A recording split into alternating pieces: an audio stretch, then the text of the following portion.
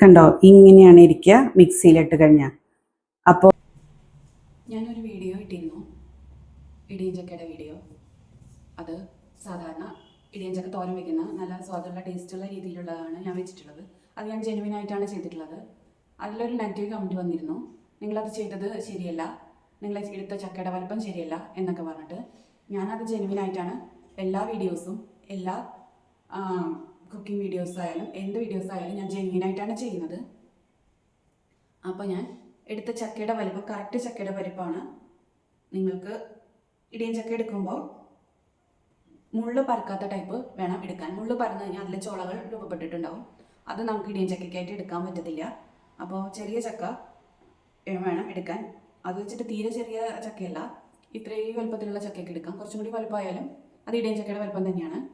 ഇതാണ് ഇടിയൻ ചക്കയുടെ വലുപ്പത്തിൽ വരുന്ന ചക്കയുടെ വലിപ്പം.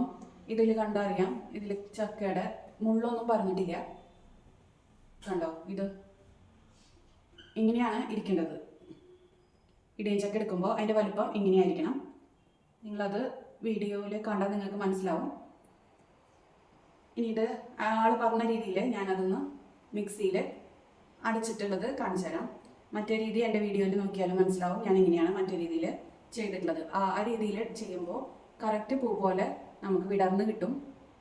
ഇത് ചെയ്ത് കഴിഞ്ഞാൽ കിട്ടുന്ന രീതി ഞാൻ കാണിച്ചു തരാം. അപ്പം നിങ്ങൾക്ക് മനസ്സിലാവും രണ്ടും കൂടിയുള്ള വ്യത്യാസം. ഇനി നമുക്കിത് മിക്സിയിലും കൂടി ഒന്ന് അടിച്ച് നോക്കി നോക്കാം. അപ്പം എങ്ങനെയാണ് കിട്ടുന്നതെന്ന് ഞാൻ കാണിച്ചു തരാം.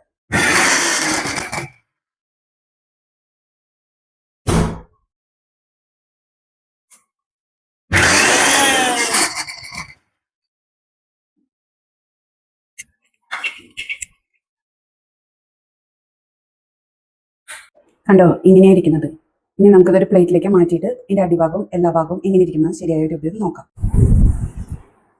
അപ്പോൾ എൻ്റെ പേര് മേഘ എന്നാണ്. അപ്പോൾ ഞാനിന്ന് നമ്മുടെ കമൻറ്റ് വന്നതുപോലെ ചക്ക മിക്സിയിൽ അടിച്ചിട്ട് കൊണ്ടിട്ടുണ്ട്. കണ്ടോ, ചക്ക മിക്സിയിൽ അടിച്ച് കൊണ്ടപ്പോൾ അതൊക്കെ പേസ്റ്റ് ആയിപ്പോയി. കണ്ടോ, ഞാൻ ആ വീഡിയോയിൽ കാണിച്ചത് നന്നായി വിടർന്ന് നല്ല പൂ പോലെ കിടക്കണം, നല്ല പരന്ന് നല്ല രസത്തിൽ കിടക്കുന്നതാണ്. ഇത് കണ്ടോ, മിക്സിയിൽ അടിച്ചപ്പോൾ ഉള്ള പരുവം ഒക്കെ ഒന്നായി പോയി.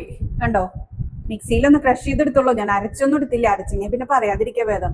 ഇത് കണ്ടോ, ഒക്കെ പേസ്റ്റ് പരുവായിട്ടായിരിക്കണം, ഉണ്ട പിടിച്ചിട്ട്. കണ്ടോ, നിങ്ങൾ കാണുന്നില്ല, ഞാൻ കാണിച്ചു തരാം. കണ്ടോ, അപ്പോൾ ജെനുവിനായിട്ട് ചെയ്യുന്ന ആൾക്കാരെ ഇങ്ങനെ പരിഹസിക്കരുത്. ഞാൻ എല്ലാ കാര്യങ്ങളും ജെനുവിനായിട്ടാണ് കാണിക്കുന്നത്. എൻ്റെ കുക്കിംഗ് ആയാലും എന്ത് കാണിക്കായാലും ഞാൻ ജെനുവിനായിട്ടാണ് കാണിക്കുന്നത്.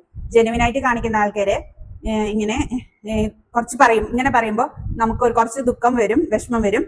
അപ്പൊ അതിന്റെ പേരിലാണ് ഞാൻ ഒരു വീഡിയോ ഉണ്ടാക്കിയിട്ടത്. പുതിയ പുതിയ ഡിഷസ് ആയിട്ട് നമുക്ക് ഇനി കാണാം.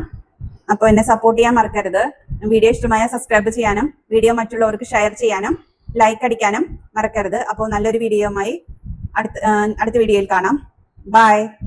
അപ്പൊ എൻ്റെ പേര് മേഘ എന്നാണ്, മറക്കരുത്. മേഘ സ്റ്റോക്സ് എന്നാണിത്.